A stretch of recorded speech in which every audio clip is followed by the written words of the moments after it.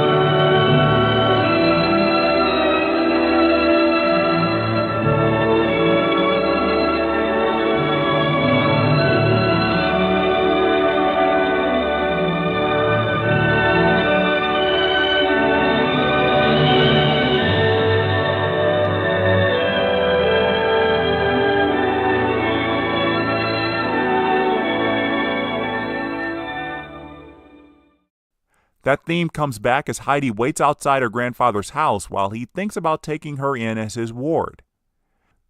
During this time, a local shepherd named Peter arrives at the house, with bells around the goats' necks announcing his arrival.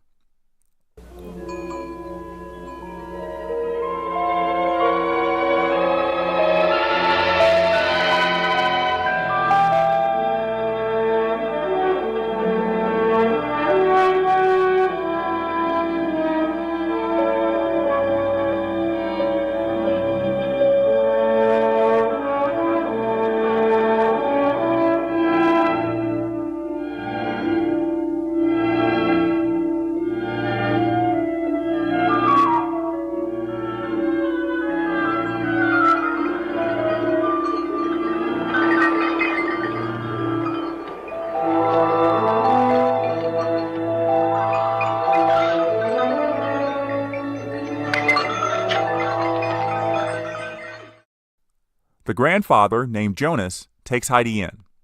Jonas's gruff exterior melts as Heidi sings a song that is familiar to him.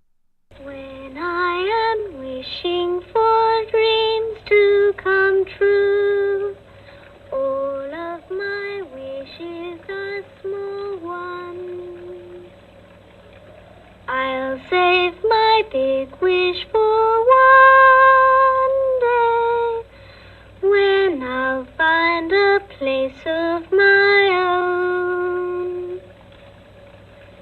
If I can only have one wish come true, if only one dream can find me, I'll dream of some place where love is, where I'll find a place of my own.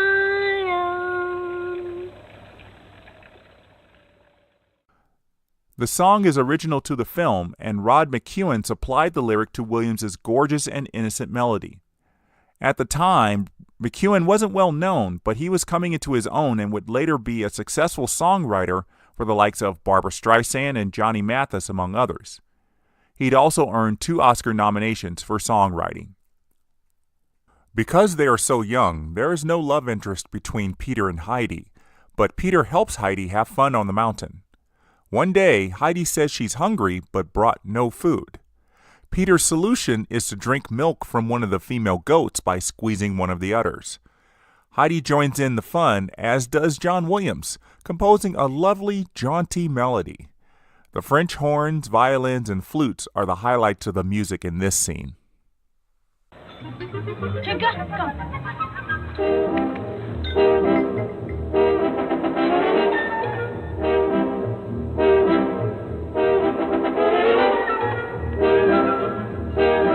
Your turn!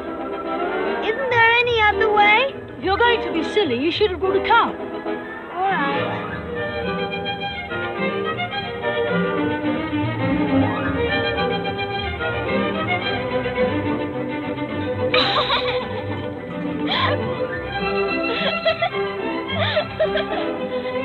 Like it? Yes, I do. But the baby's hungry. Wouldn't Trinker give her some of her milk? Trinker's not her mother. She'd kick her away.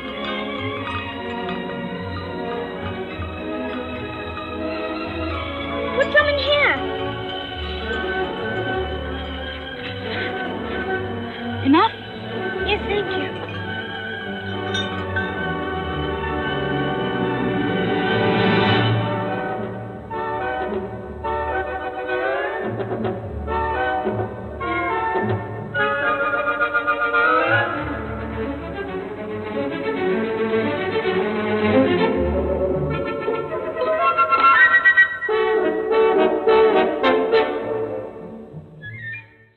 Now that Jonas and Heidi are bonding, her uncle wants to take her to Frankfurt to teach her to read and to be a companion to his ailing daughter, Clara.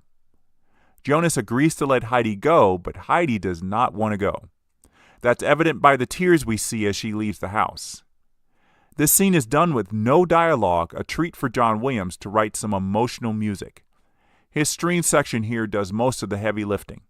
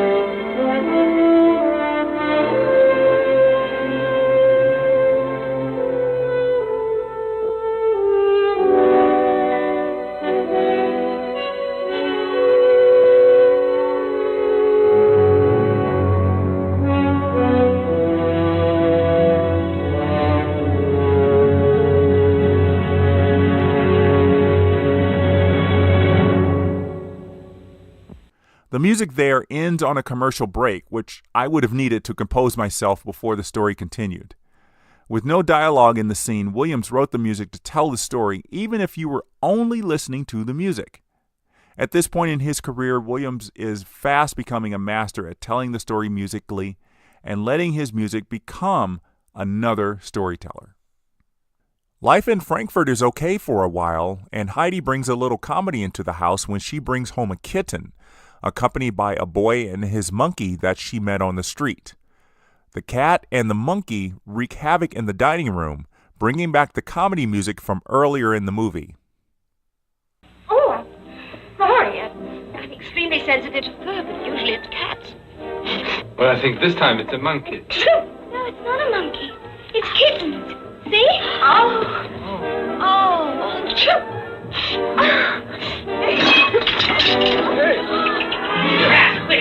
Wait a minute. I get it. Catch him.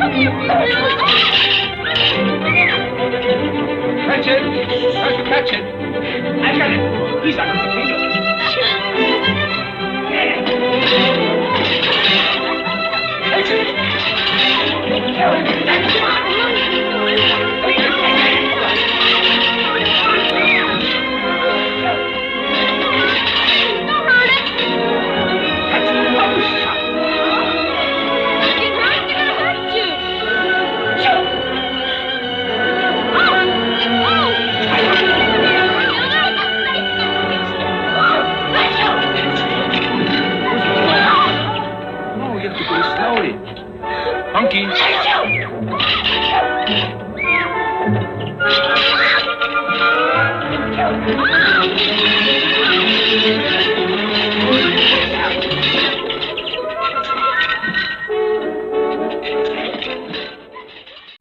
I mentioned the love interest between the nanny and Heidi's uncle, and though it seems rather forced, it offers Oscar-winning actor Maximilian Schell the opportunity to play a romantic role for once. He does it quite well, especially in the scene in which he and the nanny kiss. You could see the desire in his eyes, which is quickly replaced by remorse when he thinks about his deceased wife. The love theme was written just for this one scene, but it tells a very good story in the dialogue-free scene. The cellos and bass play when the memories of the dead wife arise, but the main love theme doesn't leave until Richard leaves the room.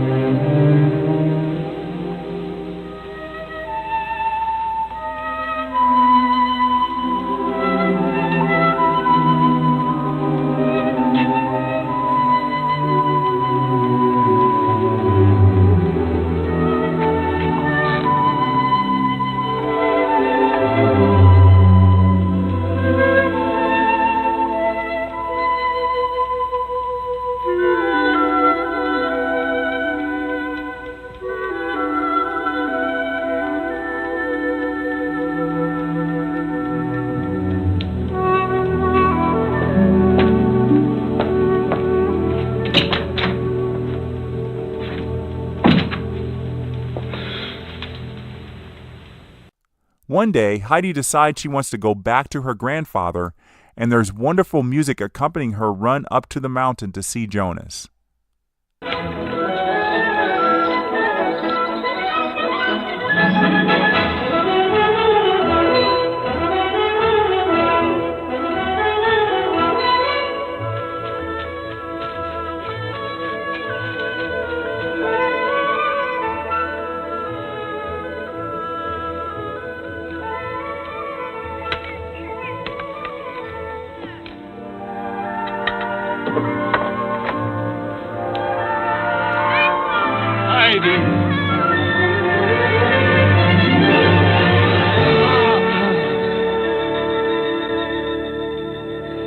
You got very thin. Didn't they feed you in the city?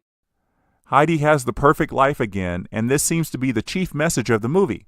Sometimes life in the big city is not as great as the quiet life away from the hustle and bustle. And we see more of that message conveyed in a montage as Heidi works and plays on the mountain.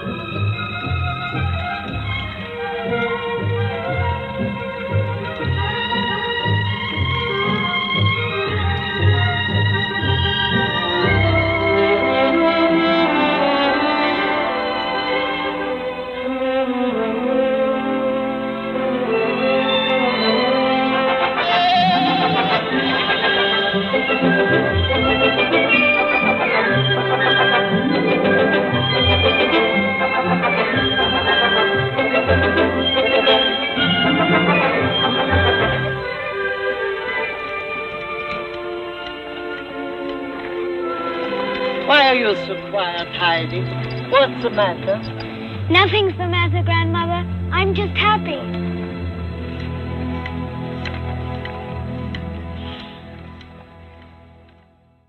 So now we're up to the finale that has been building up for about an hour in the film. We know that this movie is not ending until Clara walks, and that moment is forced to happen by Jonas, who leaves Clara at the house by herself. She can't get up the mountain in her wheelchair, and the only option is to walk. She falls from her wheelchair, and John Williams' music practically wills her to walk.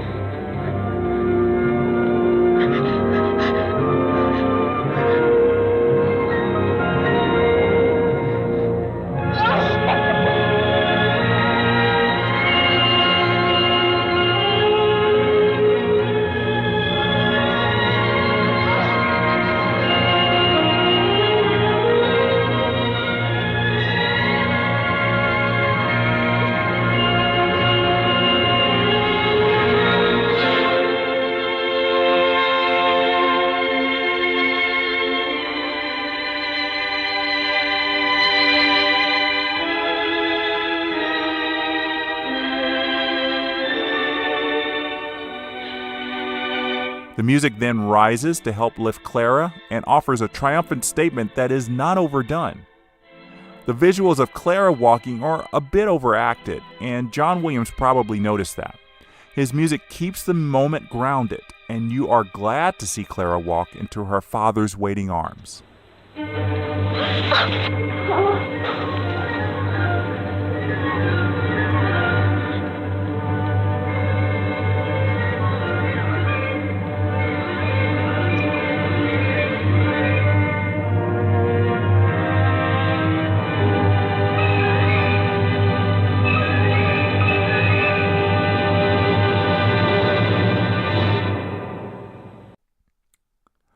So, all the plot points are wrapped in a nice bow, and our final shot of the movie is Heidi, all alone, smiling on the mountain as John Williams proclaims that Heidi finally has a place of her own.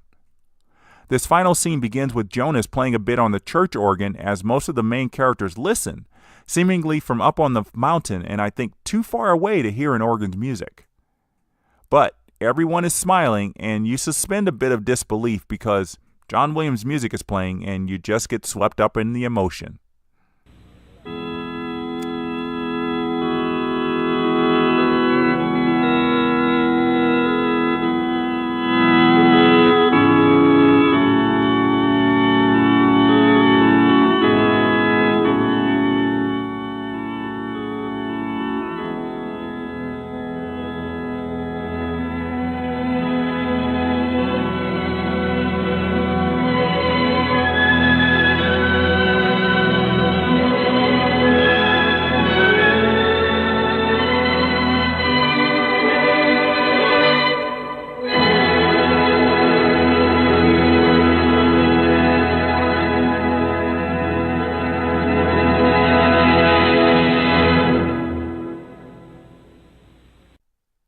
Because of Heidi's major promotions by NBC in the days leading up to the air date and its subsequent interruption of the big football game, this became one of the most watched TV movies of 1967. Official viewership numbers are not available, but certainly Hollywood took notice. The film gave John Williams his second nomination for an Emmy Award for the Outstanding Achievement in Musical Composition. This award encompassed music written for movies and weekly series, as evidenced by the nominees in the 1969 ceremony. Nominated with Heidi was music from episodes of Hawaii Five-0, Mission Impossible, and The Outcasts. Another TV movie, Hemingway's Spain, A Love Affair, was also a nominee. And after more than a decade in the business, John Williams finally won his first award, taking the Emmy in 1969. I don't know if he attended the ceremony, but if he did, I'm sure he gave a gracious acceptance speech very similar to the ones he would give when he became very famous. It's great that John Williams' first peer award for writing music for films was writing for an original composition, even though most of his work during this time frame had him mixing in other people's work with his own. With Heidi being his only film score released in 1968, it gave John Williams the ability to not feel rushed for what was to come in 1969. He would be involved in 3 films that year, and one of those films would be responsible for making him the legendary artist he is today. We'll find out what that film is in an upcoming episode of The Baton. In the meantime, please feel free to send me your comments about this episode or any other episode you've listened to recently. Your comments often help guide future episodes and often give me some insight that I might have missed. So send me an email to jeffswim@aol.com or post a comment on the Podbean app. And until next time, the baton is down.